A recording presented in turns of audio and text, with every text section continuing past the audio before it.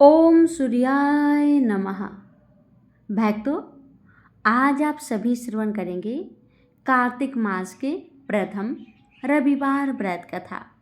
रविवार के व्रत करने और कथा सुनने से भक्तों की हर मन की इच्छा पूर्ण होती है। तो आइए बड़े ही श्रद्धा और प्रसन्नचित मन से सुनते हैं रविवार सूर्य भगवान की व्रत कथा। एक था राजा, एक थी रानी। उनके पास सिपाही, घोड़े, दास दासियां, धन दौलत सब कुछ था। सिर्फ उन्हें संतान नहीं थी। इसी कारण राजा रानी बहुत ही दुखी रहते थे। संतान प्राप्ति के लिए उन्होंने हर तरह का दान धर्म, धार्मिक अनुष्ठान, जप मंत्र, व्रत, पूजा पाठ किए, लेकिन कोई फायदा नहीं हुआ। अब राजा रानी दोनों ही बुढ़ापे की ओर बढ़ते गए। बुढ़ापे की ओर जैसे ही बढ़ते गए, वैसे ही दोनों गहन सोच में पड़ गए।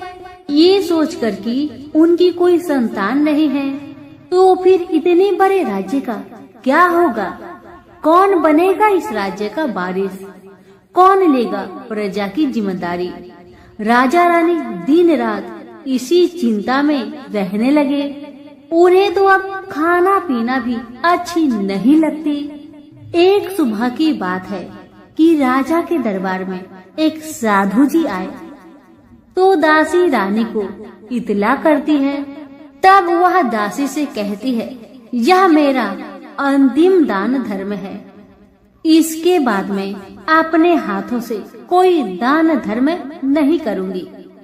रानी चावल भरा छाछ हाथ में लेकर बाहर आती है और साधु की झोली में भिक्षा डालने के लिए आगे बढ़ती है, तो उसके चेहरे पर छाई हुई चिंता साधु की दृष्टि में आती है। वह पूछते हैं, क्या बात है रानी साहिबा, क्या हुआ है? आप इतनी चिंतित और उदास क्यों है?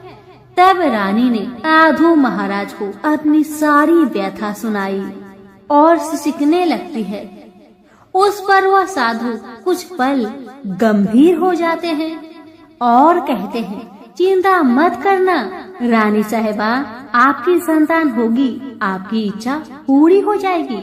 चिंता ना करें, आपकी कोख से एक पुत्र जन्म लेगा। मात्र वह 14 साल तक ही आप लोगों को मिलेगा। उसके आगे वह इस मृत्यु लोक में नहीं रह पाएगा।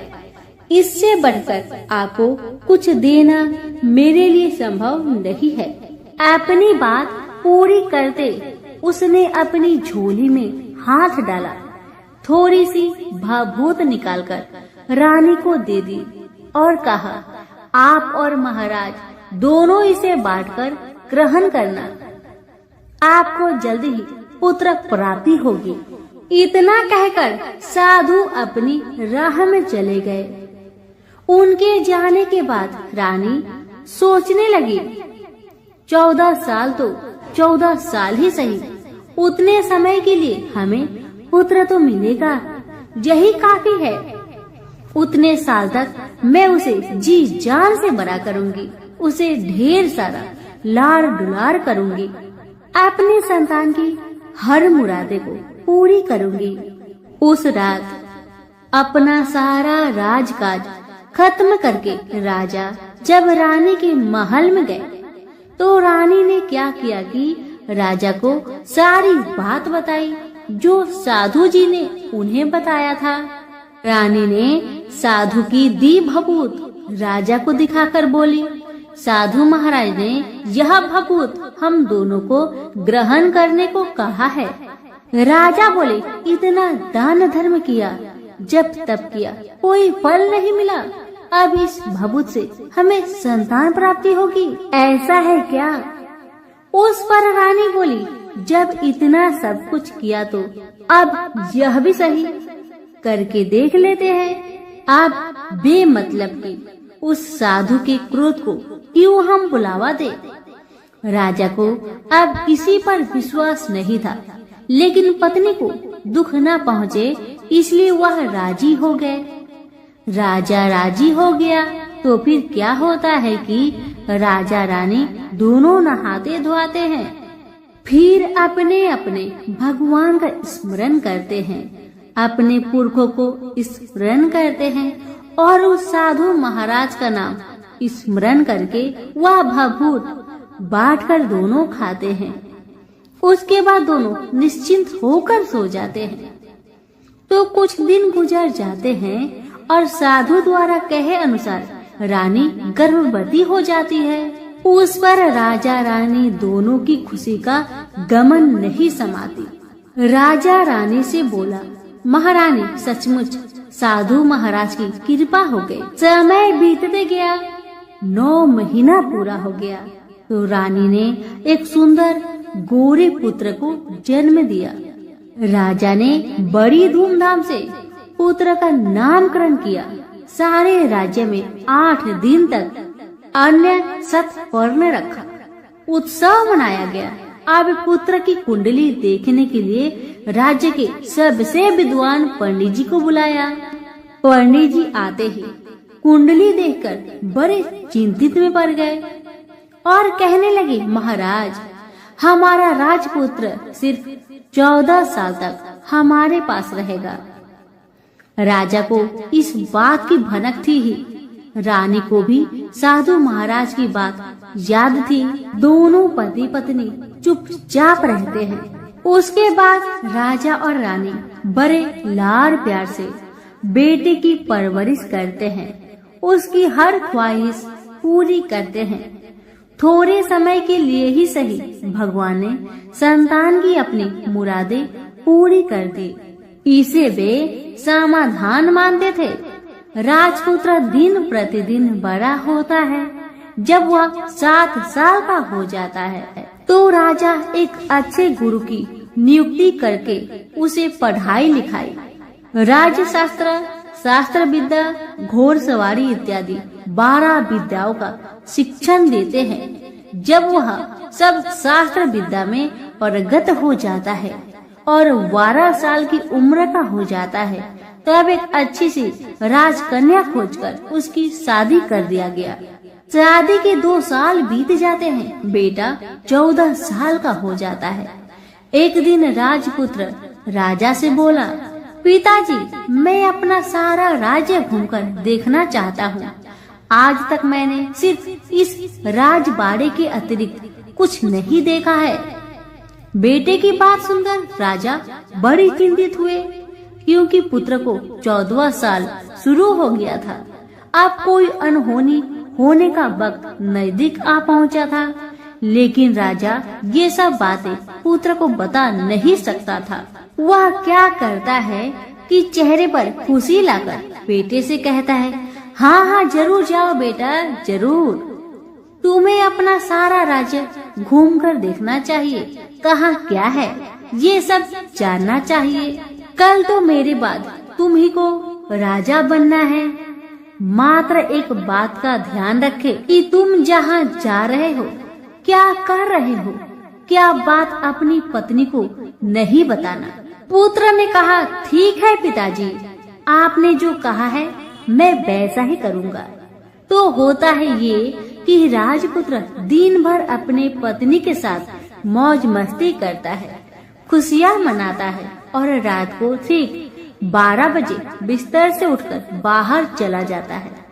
फिर पौ फटने से पहले वापस अपने महल में आकर सो जाता है। ऐसे बहुत दिनों तक चलता रहा। अब पुत्र का 14वां साल खत्म होने में कुछ दिन ही बाकी रहते हैं। इतने में ये होता है कि उसकी पत्नी यानी छोटी रानी रात में जाग जाती है। वह देखती है कि बिस्तर पर राजपुत्र नहीं है। वह महल में सब जगह देखती है तो राजपुत्र कहीं भी नजर नहीं आते। तो ये बात वह किससे कहेगी और क्या करेगी? बेचारी चुपचाप रहती है। फिर भोर होने पर वह देखती है कि उसका पति अपनी जगह पर सोया है। छोटी रानी अपने पति से कुछ नहीं पूछती, लेकिन दूसरी रात भी वैसा ही होता है। तीसरी रात, चौथी रात ऐसे ही बहुत दिन तक चलता है। रानी बहुत चिंतित हो जाती है। पति रात को जाता कहाँ है, किससे मिलने जाता है। छोटी रानी के मन में ढेर सारी सवाल उमड़ जाते हैं, लेकिन छोटी रानी को राजकुमार से सवाल करने में डर लगता था। शायद उसका पति गुस्सा हो बैठे। सास ससुर से पूछने के बारे में सोचा तो उसकी कुल मर्यादा बीच में आ जाती थी। इसी तरह मन ही मन में बेचैन रहती थी। इस हालत में उसे खाने पीने में दिलचस्पी नहीं होती थी। वह दुबली पतली हो जाती है। उसी राज्य में एक फूल बेचने वाली एक बूढ़ी मालिन रहा करती थी। वह हमेशा छोटी रानी को फूल देने उसके महल में आती थी। उस बुढ़िया का ध्यान छोटी रानी पर जाता है। वह उससे पूछती है, बेटी तुम्हें किस बात का दुख है? तुम इस तरह सूख कर कांटा क्यों बनी जा रही हो? उस पर रानी कहने लगी, क्या बताऊं बूढ़ी अम्मा, तुम्हारा राजपुत्र हर रात बिस्तर पर से उठकर कहीं और चला जाता है और सुबह भोर होते ही वापस आकर सो जाता है। वह कहाँ जाता है? प्रेमिका से मिलने जाता है क्या? यह सोचकर मैं अन्न जल ग्रहण नहीं कर पाती और सूख सूख कर इस तरह कांटा बन गई हूँ। बुढ़िया सब बात सुनकर उसे एक उपाय बताती है और कहती है, बेटी तुम ऐसा ही करना, आज रात तुम सोना मत, उसके पीछे जाकर देखना कि वह कहाँ जाता है, क्या करता है, उसकी अच्छी तरह से पहरेदारी करना। इस पर छोटी रानी ने कहा, मुझे नींद आ गई तो मैं क्या करूँगी? तब बूढ़ी अम्मा ने कहा, तुम्हें नींद न आए इसलिए एक काम करना, अपने बाएं हाथ की उंगली में एक जख्म करना, उस पर थोड़ी सी मिर्च छिड़कना, उससे तुम्हें बड़ी जलन होगी और उस पीड़ा से तुम्हें रात भर नींद नहीं आएगी। रानी बुढ़िया के कहे अनुसार करती है। उंगली की जलन से उसे बड़ी देर तक नींद नहीं आती, लेकिन बाद में वह सो जाती है। दूसरे दिन सुबह बुढ़िया फूल लेकर उसके महल में पहुंचती है और पूछती है, क्या हुआ बेटी, देख पाई क्या तुम्हारा पति कहाँ जाता है?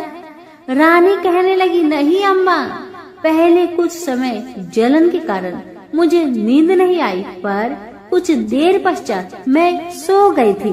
बुढ़िया कहने लगी, कोई बात नहीं, आज तुम उंगली पर पहले से थोड़ा ज्यादा जख्म करना और ज्यादा मिर्च लगाना।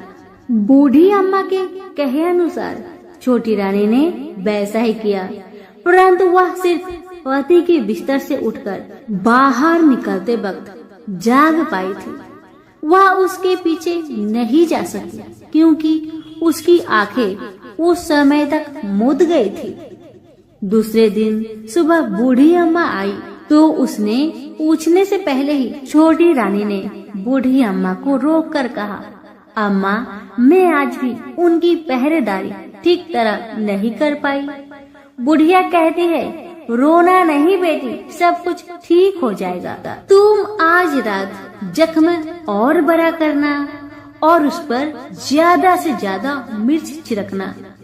और एक काम करना बेटी, वह जब जाने के लिए निकलता है तो उसका रास्ता रोकना। बुढ़िया ने जैसा बताया रानी ने वैसा ही किया।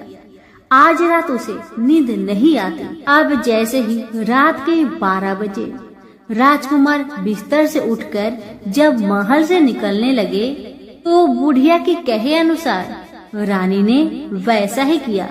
दौड़कर जाकर अपने पति का रास्ता रोककर कहने लगी कि कहाँ जा रहे हो, किससे मिलने जा रहे हो, मुझे बताओ। राजपुत्र उसे समझाने की बहुत कोशिश करता है। देखो अगर मैंने तुम्हें वह बताया तो मैं तुम्हें दोबारा नहीं मिल पाऊंगा। पत्नी कहने लगी, कोई बात नहीं, न मिल पाओ, लेकिन आप रात के समय कहाँ जाते हो ये मुझे पहले बताओ। अब राजपुत्र निरुपाय हो जाता है। पत्नी की जिद के आगे उसकी एक नहीं चल पाती। ठीक उसी समय उसका 14वां साल खत्म होकर 15वां साल लगने वाला था। जो होता है वह हो जाने दो, वह सोचता है। कुछ चावल मंत्रों से सिद्ध करके पत्नी को देकर कहता है, इन चावलों के दानों को दोनों हाथों की मुट्ठी में पकड़ना। पहले दाएं हाथ में पकड़े चावल मेरे ऊपर फेंकना। मैं कौन हूँ तुम्हें पता चल जाएगा। बाद में बाएं हाथ में पकड़े चावल मेरे ऊपर फेंकना। मैं जैसा था तुम्हें मिल जाऊंगा। लेकिन यदि तुम बाएं हाथ के चावल मेरे ऊपर फेंकना भूल गई तो मैं तुम्हें कभी नहीं मिल पाऊंगा। राजकुमारी ने कहा, मैं नहीं भूलूंगी। रानी बड़े आत्मविश्वास के साथ कहकर दाएं हाथ में पकड़े चावल पति के ऊपर फेंक दिया तो राजपुत्र एकदम एक विशाल घोड़ा बन जाता है। एकदम उद्यमा सफेद गर्दन पर लंबी आयल देखते देखते वह तेजी से दौड़ने लगता है। रानी उस घोड़े को एकदम आश्चर्य से देखने लगती है और पति ने बाएं हाथ के चावल फेंकने की जो बात कही थी वह भूल जाती है। उसकी आंखों के सामने घोड़ा महल से बाहर निकलकर चला गया। घोड़ा जो महल से बाहर गया तो वह वापस नहीं आया। अब रानी को बड़ा पश्चाताप हुआ।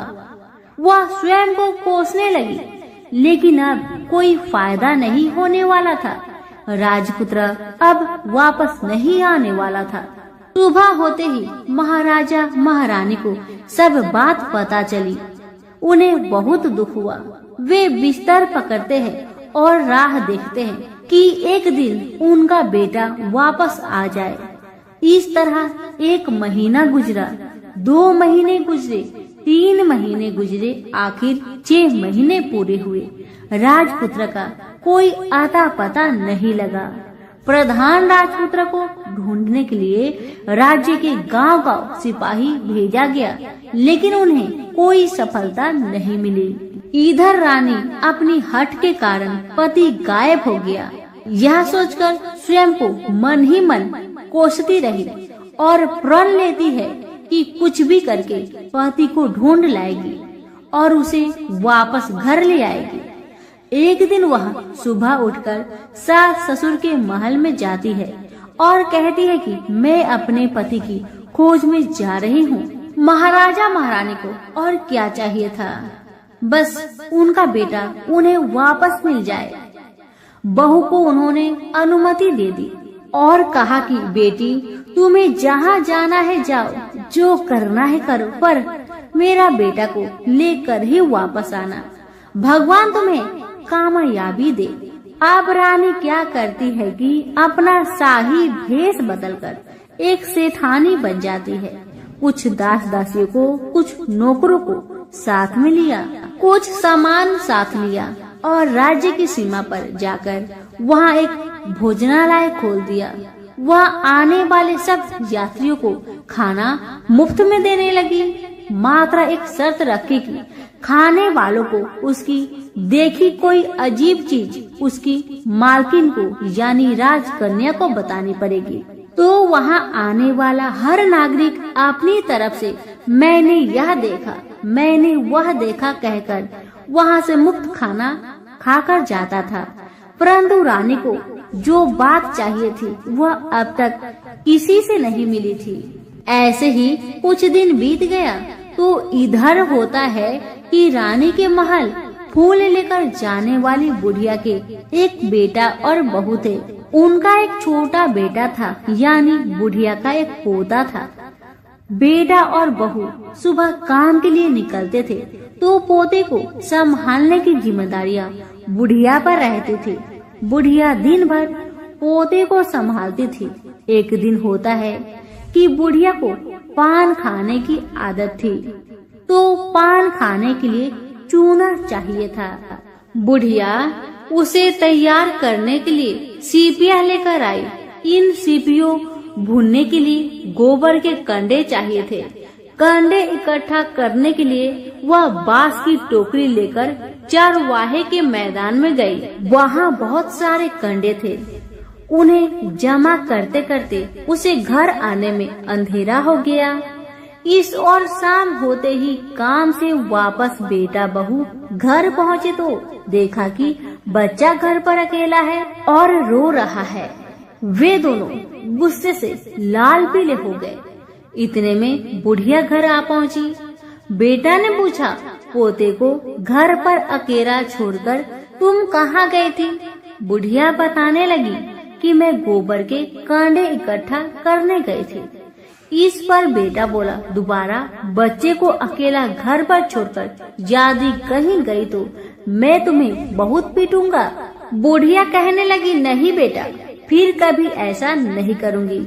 लेकिन दूसरे ही दिन बुढ़िया वह बात भूल गई और फिर चरवाहे के मैदान पर कंडे इकट्ठा करने चली गई। शाम को जब बेटा बहू काम से वापस लौटे तो देखते हैं कि बच्चा घर पर अकेला है और वह रो रहा है। अब उसके बेटे की सहन शक्ति खत्म होने लगी और बुढ़िया के वापस आने पर उसे घर से निकाल दिया। बुढ़िया रात भर घर के बाहर अंधेरे में बैठी रही और सुबह होते ही हाथ में टोकरी लेकर कंडे इकट्ठा करने के लिए निकल गई। उस दिन उस पर कंडे इकट्ठा करने का मानो पागलपन सवार था। कंडे इकट्ठा करते करते जब अंधेरा छा गया उसे मालूम ही नहीं चला।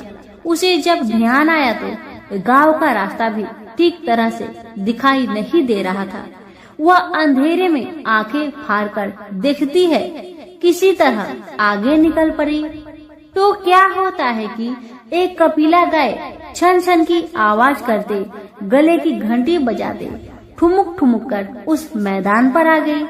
उसे देखकर बुढ़िया सोचने लगी कि इस गाय के पीछे पीछे जाऊंगी तो गांव तक पहुंच जाऊंगी। तब बुढ़िया उसके पीछे पीछे जाने लगी। वह गाय क्या करती है कि उस मैदान से लेकर एक एक करके 6 मैदान पार करती है। आखिर में वह 7वें मैदान पर पहुंचती है तो वहाँ क्या होता है कि उस मैदान पर एक बड़ा सा पत्थर है। गाय जाकर उस पत्थर को अपना सींग मारती है। सींग मारा तो वह पत्थर टूट गया और हट गया और पाताल में नीचे जाने की सीढ़ियां दिखाई देने लगी। तब वह गाय उन सीढ़ियों से नीचे जाने लगी। बुढ़िया वह सब देखती रही और झट जाकर गाय की पूंछ को पकड़ लिया। पूंछ पकड़कर वह गाय के साथ नीचे पाताल पहुंच गई। पाताल में पहुंचते ही तुरंत गाय की पूंछ छोड़ दी और इधर उधर देखने लगी। वहीं से बुढ़िया ने देखा कि पाताल में सब जगह जगमगाहट है, दिया दीप जलते हैं और तेज रोशनी गाय के ऊपर पड़ रही है और वहाँ अद्भुत घटनाएं घटने लगी। गाय के नीचे जाते ही उसके गले में अपने आप सांकल पड़ गई और छमछम करके कोई दूधाड़ी में गाय का दूध दोहने लगी। लेकिन जो भी कोई वह कर रहा है वह मात्र दिखाई नहीं दे रहा। बुढ़िया बहुत घबरा गई, कहाँ आकर फंस गई। वह सोचने लगी कि और यहाँ वहाँ छिपने के लिए जगह ढूंढने लगी, लेकिन उसे कहीं भी जगह नहीं मिली। हर जगह उजाला ही उजाला था। तो वह जो एक कोने में खड़ी रह गई और जो कुछ सामने हो रहा था उसे चुपचाप देख रही थी। कुछ पल के बाद वहाँ झट से एक उम्दा सफेद घोड़ा आया। वहाँ 2 कुंड थे। उसमें से एक कुंड में उस घोड़े ने छलांग लगाई और ऊपर आ गया। अब उसे राजपुत्र का रूप प्राप्त हो गया। राजपुत्र बनने के बाद उसने दूसरे कुंड के पानी में स्नान किया। वहाँ रखे नए कपड़े पहने। नजदीक ही एक सुंदर पलंग था, उस पर आकर बैठ गया। उसके सामने अपने आप 5 पकवानी की थाली आ गई, दूध की एक प्याली आ गई, 5 सुपारी आ गए। उसके सामने एक दिया जलता रहा। राजपुत्र ने खाना खाया, दूध पिया, पान सुपारी खाया और बिस्तर पर लेट जाने से पहले सूर्य देव का स्मरण करके सामने जलते हुए दिए से पूछा, दिए दिए दीप कर मेरे माता पिता क्या कर रहे हैं। दिया बताने लगा, बेटे के शोक में डूबे हैं। राज्य कौन संभाल रहा है? राज्य प्रधान संभालता है। मेरी पत्नी क्या करती है? दिया बोला, उसने चौराहे पर भोजनालय शुरू किया है और आते जाते लोगों से वह नई खबर के बारे में पूछती है। दिए के यह कहते ही राजपुत्र कहने लगा, ठीक है। उसके बाद वह सो गया। बुढ़िया कोने में खड़ी रहकर यह सब देखती रही। ऐसी अद्भुत घटना उसने जिंदगी में पहली बार देखी थी। उसे अंदर ही अंदर चुलबुलाहट होने लगी। वह अपनी भूख प्यास भूल गई और आगे क्या होता है कि उसे उत्सुकता से देखने लगती है। लेकिन उसके बाद और कुछ घटनाएं नहीं घटती। रात गुजर गई और सुबह हो गई। सुबह होने पर पलंग पर सोया राजपुत्र उठा और फिर से पहले वाले कुंड में छलांग लगाई तो वह फिर से घोड़ा बनकर कुंड से बाहर आ गया। बाहर आते ही वह तेजी से उस पाताल नगरी से बाहर निकल गया। लेकिन वह कहाँ गया, बुढ़िया को कुछ पता नहीं चला। उसके बाद पिछली रात की तरह कोई उस गाय का छमछम करके दूध दुहने लगा। जैसे ही दूध दुहाना खत्म हुआ, उसके गले की साकल अपने आप खुल गई और वह गाय तेजी से ऊपर जाने लगी, सीढ़ियाँ की ओर भागने लगी। गाय को दौड़ते देखकर बुढ़िया सोचने लगी, अब गाय के साथ यहाँ से ऊपर जाना ही समझदारी है, नहीं तो कोई मुसीबत आकर मेरे ऊपर टपक जाएगी। झट से उसने गाय की पूंछ पकड़ ली और गाय के साथ ऊपर आ गई। गाय जब ऊपर मैदान में पहुंची तो उस सुरंग का रास्ता अपने आप बंद हो गया और उसके मुख पर एक बड़ा सा पत्थर पूर्ववत खड़ा हो गया। ऊपर आकर वह गाय जंगल की ओर निकल गई तो इधर बुढ़िया एकदम बावली सी हो गई। उसने पाताल नगरी में जो कुछ देखा वह जल्दी से जल्दी किसी को बताने के लिए उतावली हो उठी। उसे एकदम याद आया है कि नगर की सीमा पर कोई औरत भोजनालय चलाती है और नई बात बताने वालों को अच्छा खाना पीना मुफ्त में देती है। वह सोचने लगी कि क्यों न मैं यह बात उस औरत को जाकर बताऊं। यदि उसे यह बात पसंद आ गई तो बाकी जीवन खाने पीने की झंझट से मुक्ति मिलेगी। बुढ़िया ने मन में तय किया और तुरंत उस भोजनालय के द्वार पर टंगे नगाड़े के सामने खड़ी हो गई और जोर जोर से नगाड़ा बजाना शुरू किया। नगाड़े का इस तरह शोर सुनकर मालकिन यानी छोटी रानी मन से प्रसन्न हो जाती है कि शायद कोई बड़ी बात लेकर यहाँ आया है। रानी सिपाहियों को आदेश देती है, जाइए और जो कोई आया है उसकी अच्छी खातिरदारी कीजिए। आदेश पाते ही सिपाही नीचे दौड़ गए तो एक बुढ़िया नगाड़ा बजा रही है। उन्होंने पूछा, क्यों रे बुढ़िया, क्या हुआ, क्यों नगाड़ा बजा रही हो? बुढ़िया बोली, कुछ नहीं बेटा, यहाँ खाना मिलता है ना, इसलिए आई हूँ। बुढ़िया ने सिपाहियों से बोला, खाना मिलेगा? सिपाही बोले, हाँ मिलेगा, लेकिन तुझे कोई नई बात बतानी पड़ेगी। बुढ़िया बोली, हाँ बताऊंगी। एक बात मालूम है मुझे। इस पर सिपाही उसे अंदर लेकर आए। उनको मालकिन का आदेश था कि जो कोई बूढ़ा बुजुर्ग वहाँ आए उनके साथ अच्छी तरह पेश आना, उनका अच्छा आदर आतिथ्य करना। तो सिपाही ने इस बुढ़िया का भरपूर आदर आतिथ्य किया। उसे बड़ी सी थाली भरकर व्यंजन परोसते हैं।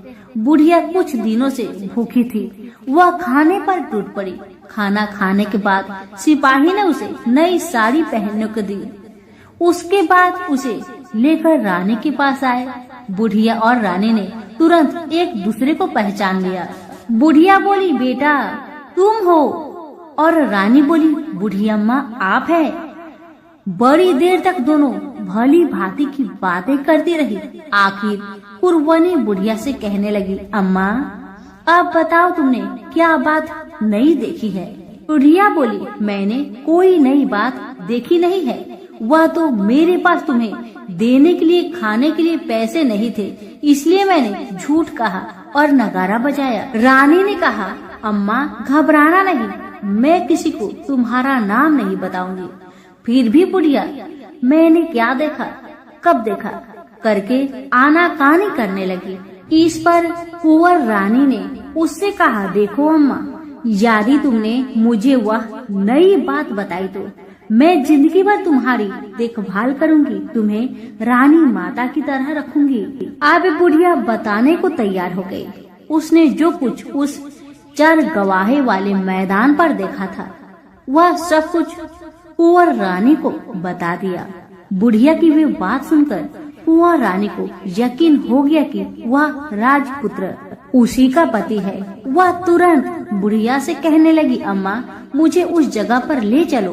तब बुढ़िया बोली, नहीं बेटी, वह पाताल राज्य है, साफ है, यदि किसी ने तुम्हें देख लिया तो तुम्हारी जान खतरे में पड़ सकती है।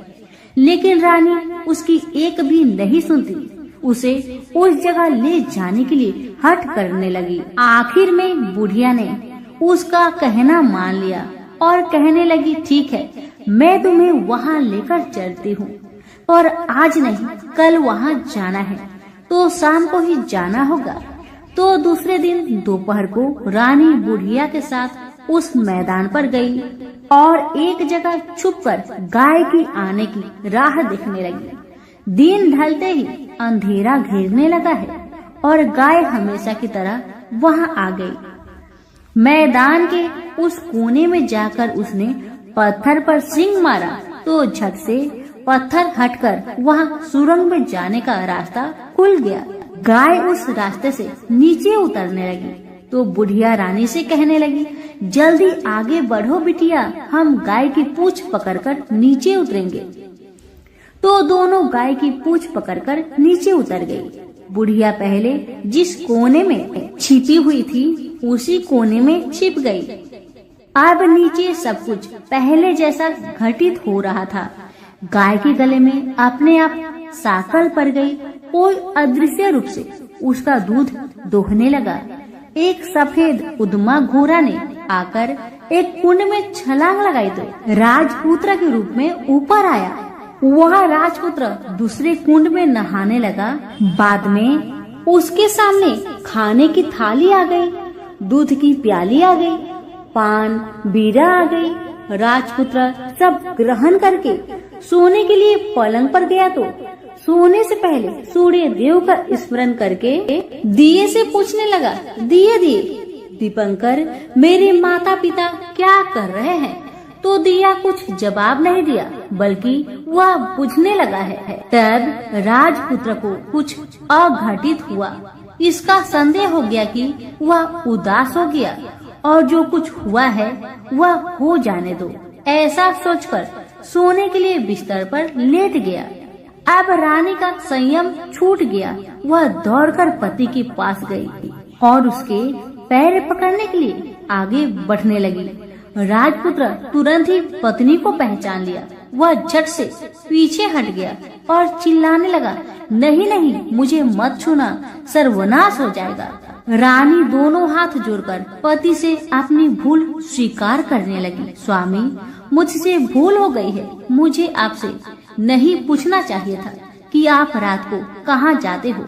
मैं अपनी भूल स्वीकार करती हूँ। मुझे मेरी भूल की सजा मिल गई है। अब आप घर चले। आपके वियोग में आपके माता पिता ने बिस्तर पकड़ लिया है। आपकी प्रजा भी बहुत दुखी है। उस पर राजपुत्र कहने लगा, वही तो, एक बार तुम गलती कर बैठी हो, अब दोबारा मत करना, नहीं तो अब मैं तुम्हें जो दिख रहा हूँ वह भी नहीं दिखूंगा। रानी अब विलाप करने लगी, जोर जोर से जमीन पर सिर पटकने लगी। राजपुत्र के मन में उसके प्रति दया उत्पन्न हो गई। वह उससे कहने लगा, यदि तुम मुझे पाना चाहती हो तो तुम्हें एक काम करना होगा। काम कठिन है, लेकिन वह तुम्हें अकेले करना होगा। कहो स्वामी, आप क्या कहते हैं? कितना भी कठिन काम हो मैं पूर्ण करूंगी। रानी कहती है। इस पर राजपुत्र ने उसे बताया, इस पाताल से ऊपर जाते ही तुम्हें एक घना जंगल नजर आएगा। ऐसे 6 जंगल पार करने के पश्चात 7वां जंगल मिलेगा। वह जंगल सबसे घना है। उस जंगल में बीचों बीच एक पीपल का पेड़ है। उसके आसपास की जगह पत्ते, फंदे, जटाएं, कांटे इत्यादि से ढक चुकी है। वहाँ बाघ, शेर, भालू, सांप सभी धमा चौकड़ी बैठी है। तुम्हें उन सबको भगाकर वह जगह साफ करनी है। उसकी गोबर से लिताई करके पवित्र बनाना है। रंगोली से सजाना है। उसके बाद वहाँ धूप, कपूर, अगरबत्ती जलानी है। फूल, कुमकुम से पेड़ की तने की पूजा करनी है। दूध, दही से बने चावल का भोग चढ़ाना है। यह सब तुम्हें दोपहर के 12 बजने के पहले करना होगा। 12 बजने के समय तुम्हें उस जगह पर बैठकर सूर्य भगवान का ध्यान करना होगा। ठीक 12 बजे सूर्य भगवान का रथ वहाँ उतरेगा। वे वह सब देखकर खुश हो जाएंगे और कहेंगे, जिस किसी ने यह सब किया है उसे मैं मनचाहा फल दूंगा। तो तुम सामने जाकर उसके रथ का दाहिना घोड़ा मांगना, मैं तुम्हें मिल जाऊंगा। इतना बात कहकर राजपुत्र अपने पलंग पर सो गया और छोटी रानी भोर होने की राह देखने लगी। भोर होते ही वह बुढ़िया के साथ गाय की पूंछ पकड़कर ऊपर आ गई। ऊपर आने के बाद वह बुढ़िया से कहने लगी, अम्मा, अब मैं अकेले ही आगे जाऊंगी, तुम भोजनालय वापस जाओ। वह जंगल में जाकर राजपुत्र की बताई जगह ढूंढने लगी और स्वयं आरी से वह जगह साफ कर दी। बाद में राजपुत्र ने जैसे बताया वैसी लिपाई पुताई करके वापस आ गई। दूसरे दिन पौ फटने से पहले ही और जंगल में उस जगह पहुंची। वहां जाकर इत्र गुलाब का पानी छिड़ककर वह जगह सुगंधित की। धूप अगरबत्ती जलाकर उसे पवित्र किया और पूजा की। सब सामग्री वहाँ तैयार रखकर सूर्य भगवान का ध्यान करने बैठ गई। जैसे कि पति ने बताया था, दोपहर को ठीक 12 बजे सूर्य भगवान का रथ उस पीपल के पेड़ पर आकर रुका है।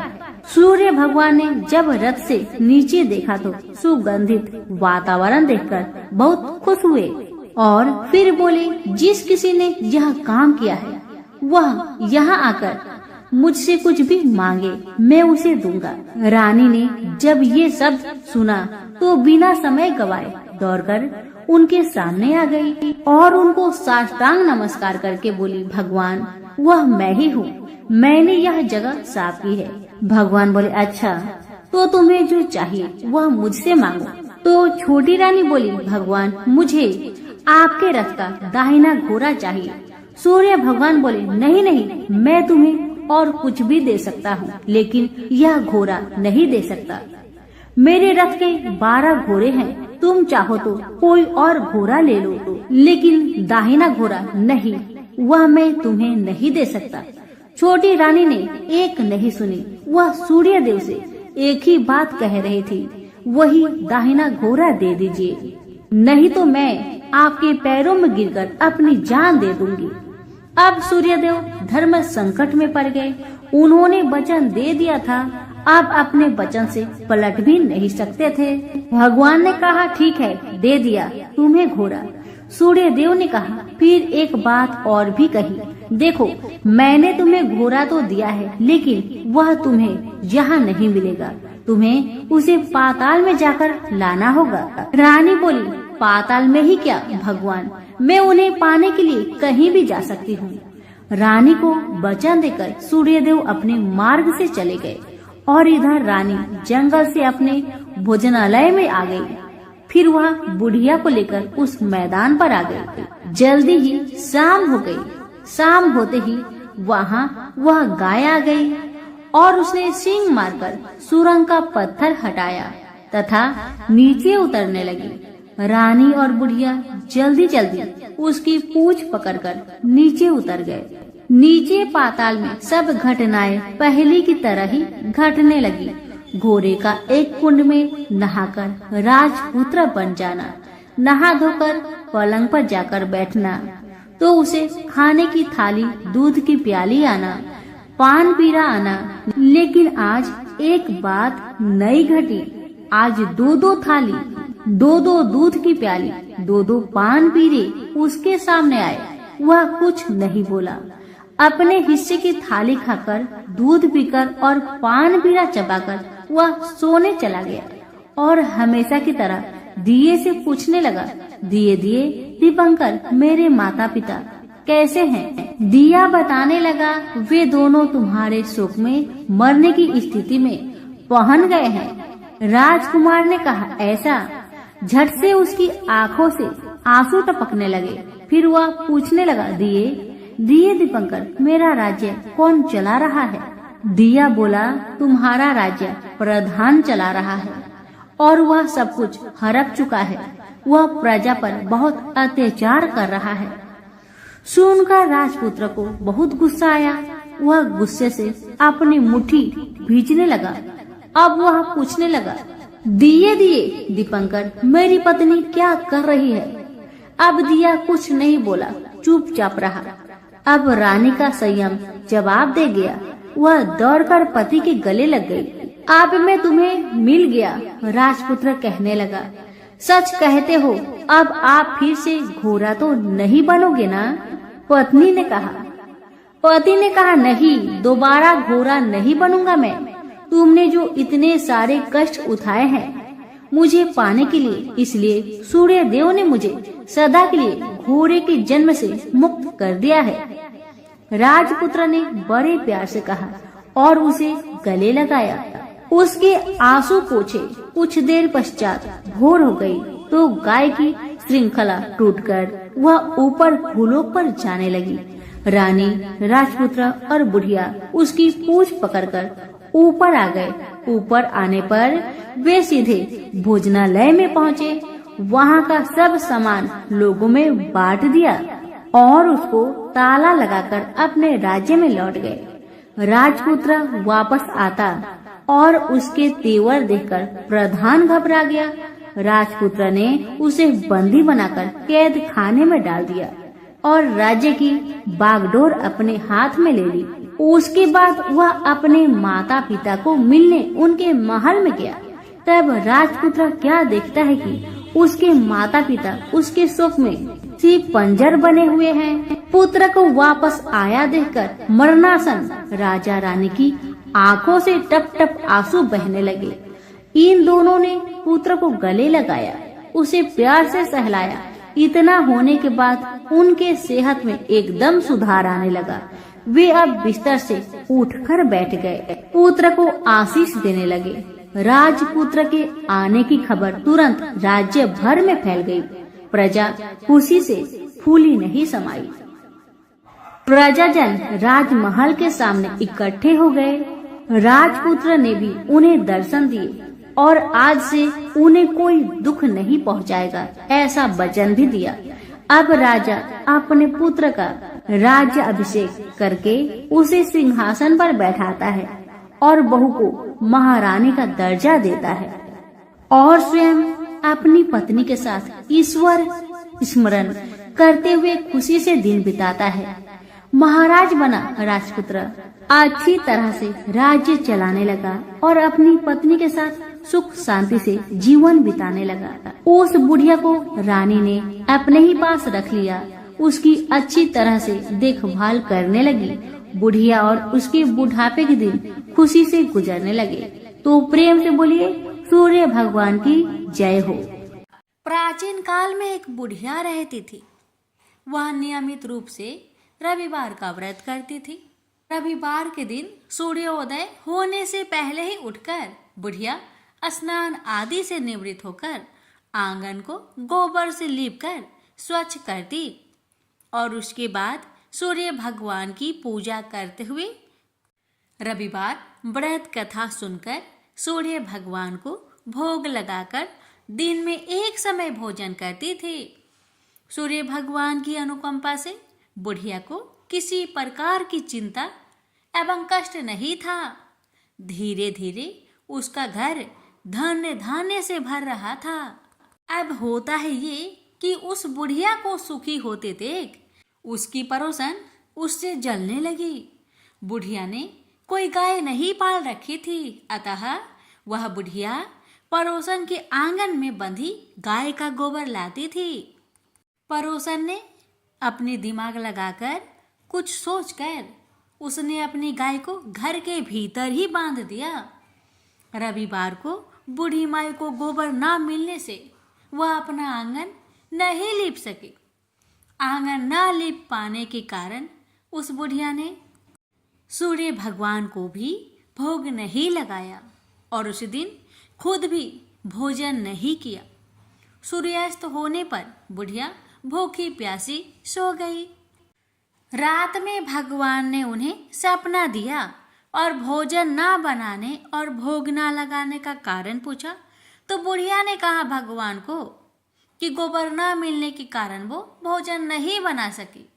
तब भगवान ने कहा कि माता, हम तुमको एक ऐसी गौ देते हैं जिससे सभी इच्छाएं पूरी होती है, क्योंकि तुम हमेशा रविवार को गोबर से लीप कर भोजन बनाती हो और भोग लगाकर ही खुद भोजन करती हो।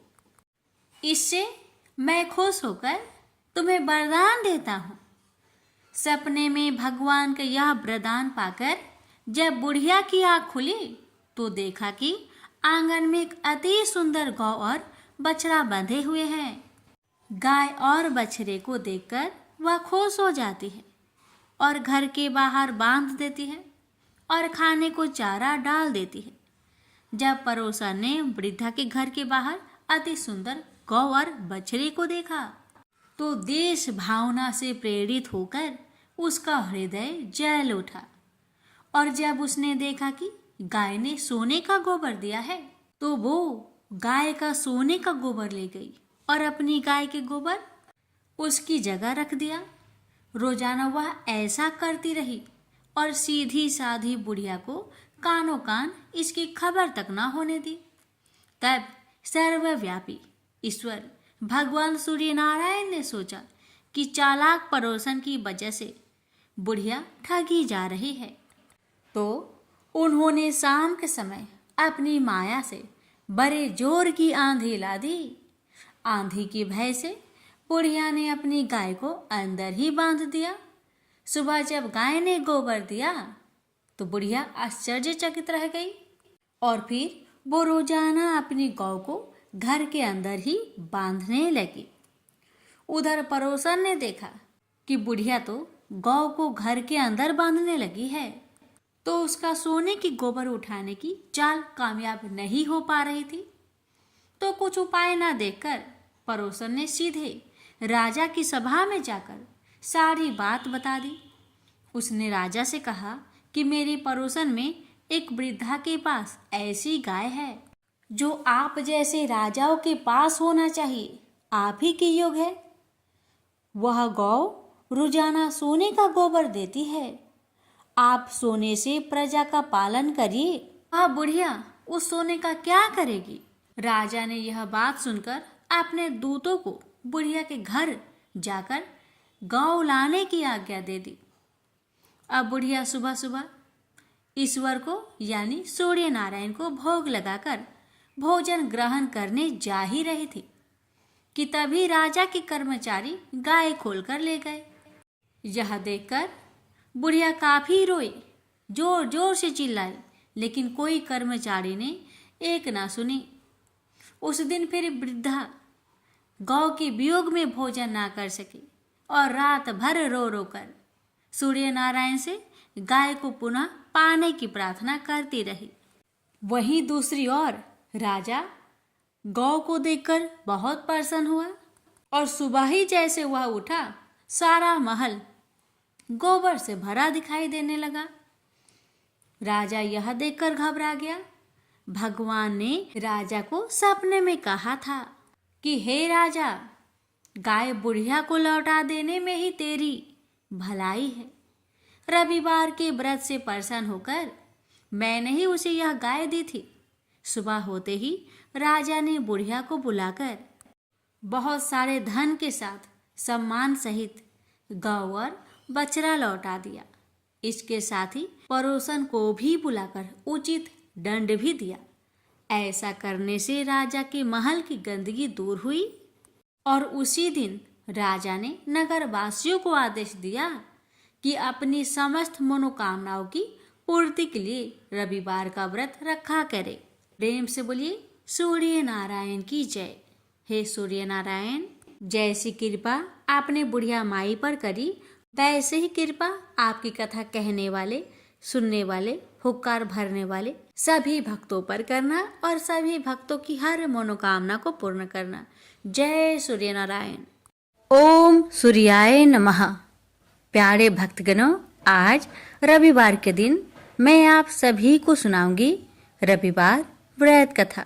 आज की हमारी कथा है सूर्य नारायण के व्रत से संतान प्राप्ति की कथा। द्वारपर की बात है।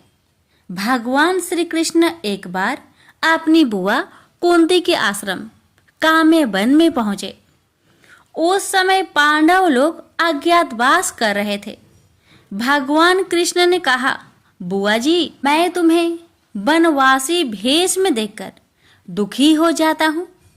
मुझे सदैव इस बात की चिंता लगी रहती है कि पता नहीं कब दुष्ट दुर्योधन का प्रहार तुम्हारे ऊपर हो जाए। अतएव इस विपत्ति से छुटकारा पाने के लिए तुम भगवान सूर्य नारायण की आराधना करो। भगवान सूर्य ही सभी जीवों के नियंता और प्राण हैं। उनके तेज से ही जीवों का उद्धार होता है। भगवान कृष्ण ने बतलाया कि एक बार शंकर जी से पार्वती जी ने कुछ पूछा था, उसे मैं तुमसे बतलाता हूँ। शिव जी ने पार्वती जी से कहा, यदि तुम इस बात की जानकारी प्राप्त करना चाहती हो तो मथुरापुरी में जाओ। वहाँ सूर्य पुत्री यमुना जी की धारा प्रभावित होती है। यमुना के तट पर ऋषि, महर्षि, मुनि आदि निरंतर तपस्या रत रहते हैं। भगवान रुद्र की आज्ञा से पार्वती जी कालिंदी यमुना तट को चल पड़ी। कुछ ही दूर जाने पर उन्हें रास्ते में रोती बिलखती एक स्त्री दिखाई पड़ी। उसने बतलाया कि उसका नाम कुसुमवती है और उसका निवास कुसुमाकर वन के बीच में है। संतानहीनता होने के कारण उसके पति बसंत ने उन्हें त्याग दिया है और इस प्रकार वह निराश्रिता हो गई है। पार्वती जी उस स्त्री को साथ ले आगे चली गई। उन्हें रोती हुई एक दूसरी स्त्री मिली। उसने बताया कि मेरा नाम गंगा है। मेरे पति महाराज शांतनु ने पुत्रों के जीवित न रहने के कारण मुझे अपमानित किया, जिससे मैं दुखी होकर घर चली आई हूँ। इसी प्रकार थोड़ी दूर जाने पर मधुबन में माधवी नाम की एक स्त्री और मिली, जो पति के वैभव का नाश होने के कारण घर से निकाल दी गई थी। इनके अंतरल आगे जाने पर कुमुद वन में कुमुदा नाम की स्त्री से भेंट हुई, जिसके पति को राजा ने बंदी बना लिया था और वह व्याकुल होकर विलाप कर रही थी। उन सभी स्त्रियों को साथ लेकर पार्वती जी यमुना तट पर जा पहुंची। उस तट पर पूजन उत्सव देखकर पार्वती जी ने ऋषि पत्नियों से पूछा कि यह किस देव की आराधना हो रही है, इस पूजन का विधान और फल क्या है। उनकी बात सुनकर एक ऋषि पत्नी ने कहा, यह जगत पिता सूर्य नारायण का व्रत है और सभी मनोरथों को पूर्ण करने वाला है। इस व्रत को करके प्रत्येक नर नारी अभिष्ट सिद्धि प्राप्त होती है। तुम्हारी भी यदि कोई वांछा हो तो इस व्रत को करके प्राप्त करो। ऋषि पत्नियों से ऐसी बात सुनकर पार्वती जी अत्यंत प्रसन्न हुई और उस व्रत के विधान का फल को जानकर शिव जी के पास लौट आई। पार्वती जी ने इस व्रत को करके विघ्न नाशक गणेश जी जैसे पुत्र को प्राप्त किया। प्रेम से बोलिए सूर्य नारायण की जय।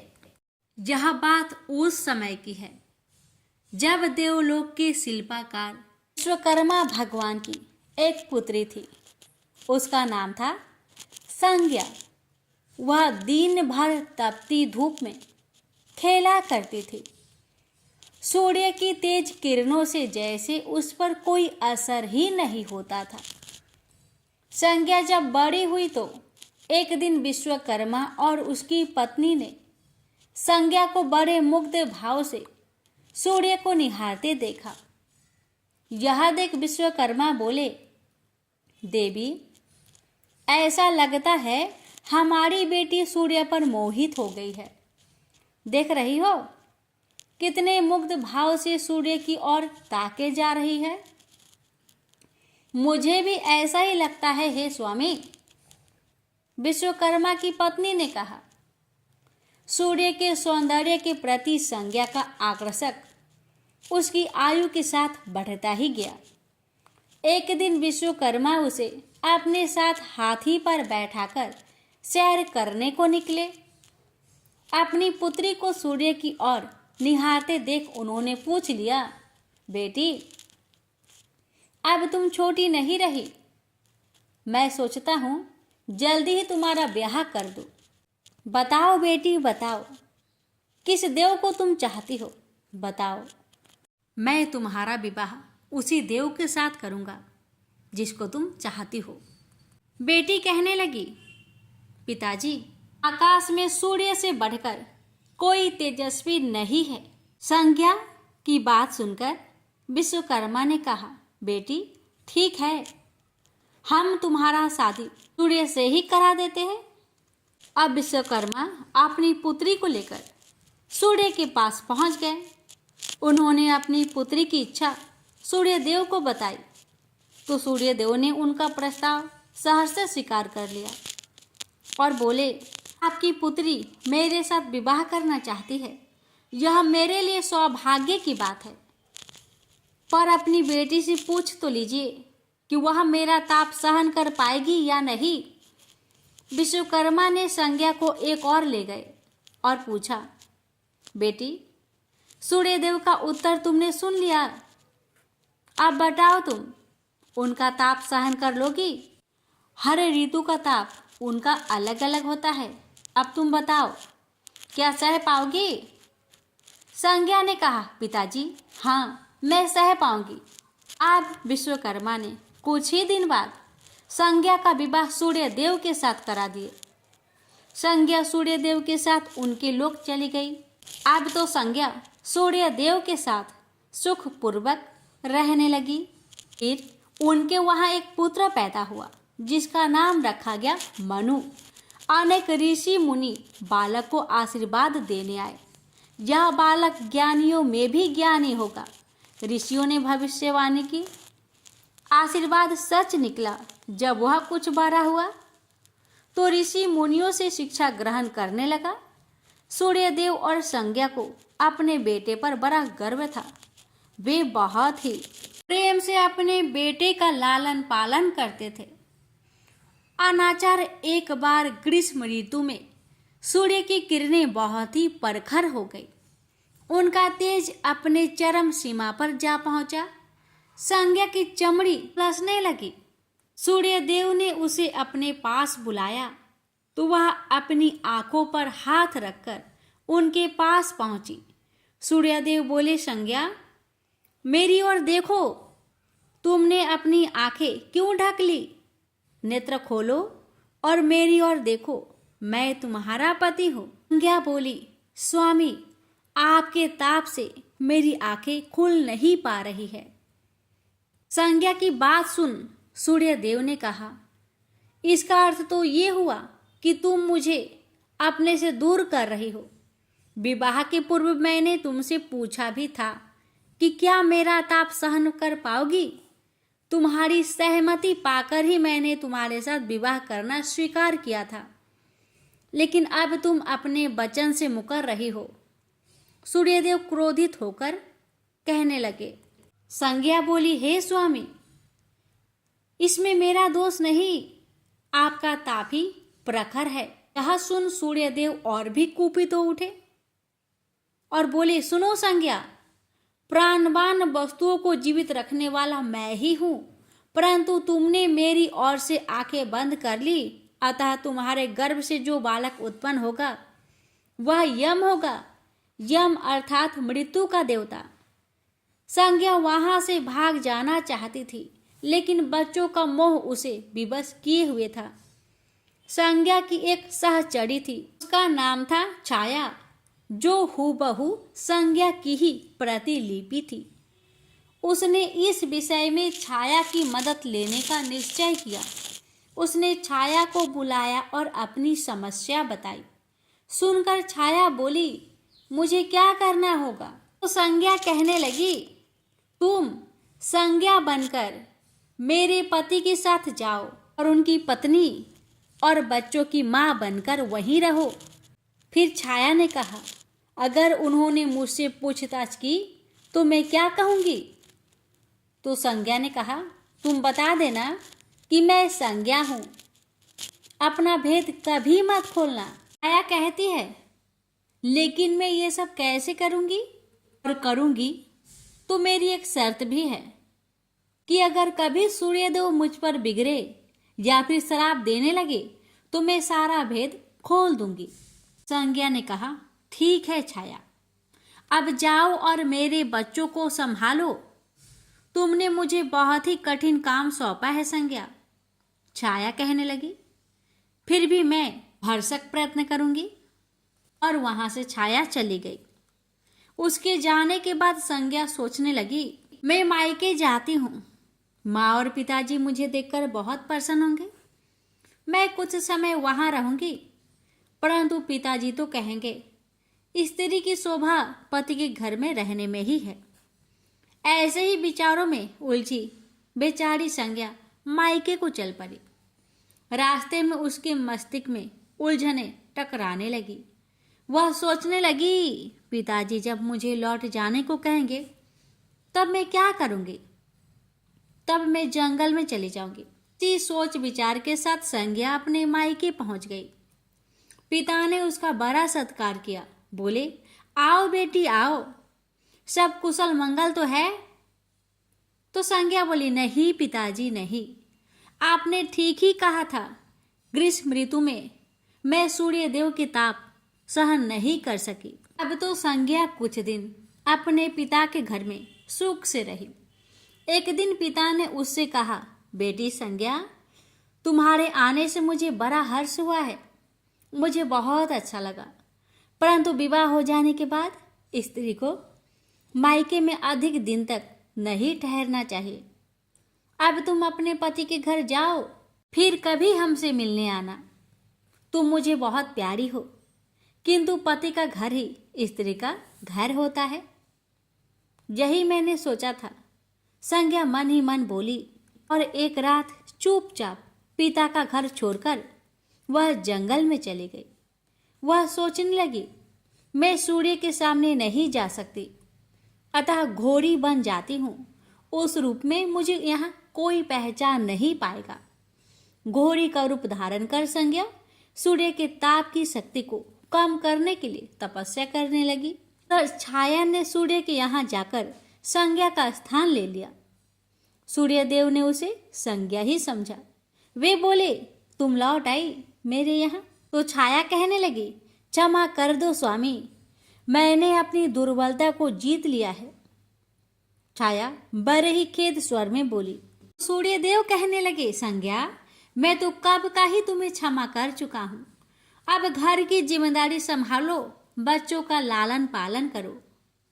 छाया ने कक्ष में लेटे दोनों बच्चों पर निगाह डाली और घर की जिम्मेदारियां संभाल ली। छाया इस घर में सुखी थी।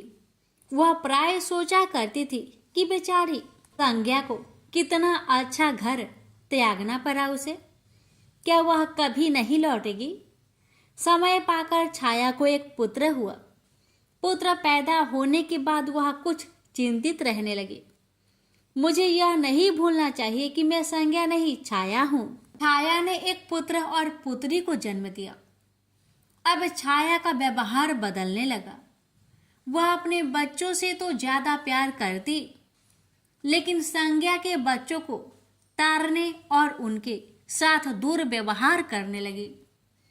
मनु ने तो बी माता के व्यवहार को नजरअंदाज कर दिया, लेकिन यम को उसका व्यवहार खटकता रहा। माता छाया का यमुना बहन के साथ ऐसा व्यवहार करना उचित नहीं। वह अपने बच्चों के साथ तो कितना अच्छा व्यवहार करती थी। हम भाई बहन से नफरत, एक दिन तो हद ही हो गई। छाया ने यमुना के बाल पकड़े और उसे डंडे से पीटते हुए बोली, कमबख्तो, मरते भी तो नहीं, मर जाओ तो मेरा पीछा छूटे। जब छाया देर तक यमुना को पीटती रही तो यम से न रहा गया।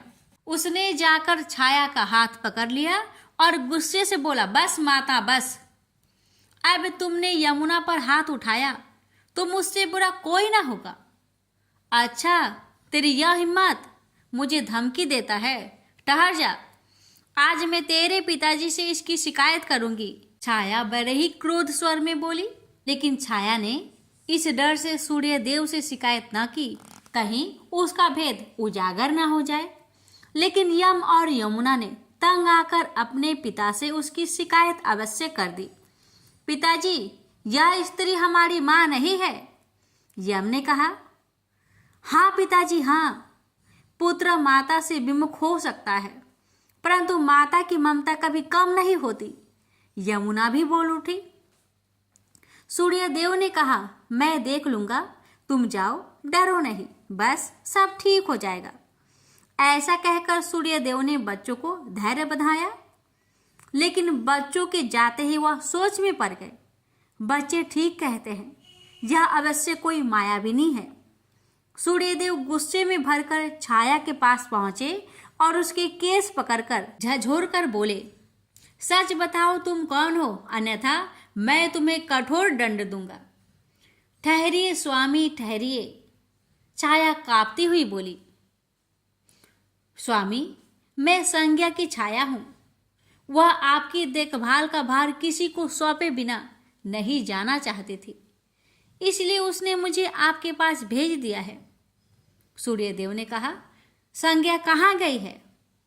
तो छाया ने बताया, अपने पिता के यहाँ। अब तो सूर्यदेव सीधे विश्वकर्मा के पास पहुंचे और उनसे पूछा कि संज्ञा कहाँ है। तो विश्वकर्मा जी ने कहा, वह तुम्हारे तेज से बचने के लिए यहाँ आई थी। विश्वकर्मा की बातें सुन सूर्यदेव ने कहा, तो आप मेरा तेज को घटा दीजिए, फिर उसे खोजने के लिए चलते हैं। विश्वकर्मा ने सूर्यदेव के तेज का 8वां भाग को छाट दिया, जिससे उनका तेज घट गया। फिर वे संज्ञा को खोजने निकले। उन्होंने राहगीरों से पूछताछ की, तुमने इधर कोई घोड़ी को देखा है क्या? हाँ, एक बिलछन घोड़ी को हमने नदी के पास विचरण करते हुए देखा है, राहगीरों ने बताया। उसमें बिलछन की क्या बात है? वह घोड़ी मानवी भाषा भी बोलती है।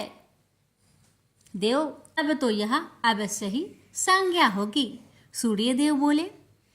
सूर्य घोड़ी के निकट पहुंचे और कहा, संज्ञा, मैं सूर्य हूं, तुम्हारा पति। अब यह घोड़ी का रूप त्याग दो। जब तक मेरी मनोकामना पूरी न होगी, मैं यह घोड़ी का रूप नहीं त्यागूंगी। घोड़ी बनी संज्ञा ने उत्तर दिया, तुम्हारी मनोकामना तो पूरी भी हो गई। सूर्यदेव ने कहा। फिर विश्वकर्मा बोलने लगे, बेटी, सूर्यदेव ठीक कहते हैं, मैंने इनके तेज का 8वां भाग को काट दिया है। पिता से अवशासन पाकर संज्ञा ने अपना घोड़ी वाला रूप त्याग दिया और अपने स्वाभाविक रूप में आ गई। वह हर्ष से अपने पिता से लिपट गई और फूट फूट कर रोने लगी। फिर उसने झुककर सूर्यदेव के पांव छुए और पूछा, स्वामी, हमारे बच्चे तो सकुशल है ना? सूर्यदेव ने कहा, हाँ, दोनों बच्चे ठीक है। मनु, यम और यमुना को अब फिर से माँ मिल जाएगी। सूर्यदेव ने मुस्कुराकर कहा, मैं अब कभी भी अपना घर त्याग कर नहीं जाऊंगी।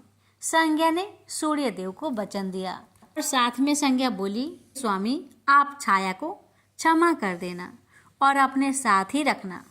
दोनों का मिलन देखकर विश्वकर्मा ने भी अपना आशीर्वाद प्रदान किया। जाओ और सदा सुख शांति से रहो। सूर्यदेव और संज्ञा सूर्यलोक पहुँचे और छाया और बच्चे के साथ आनंद पूर्वक रहने लगे। तो प्रेम से बोलिए सूर्य नारायण की जय।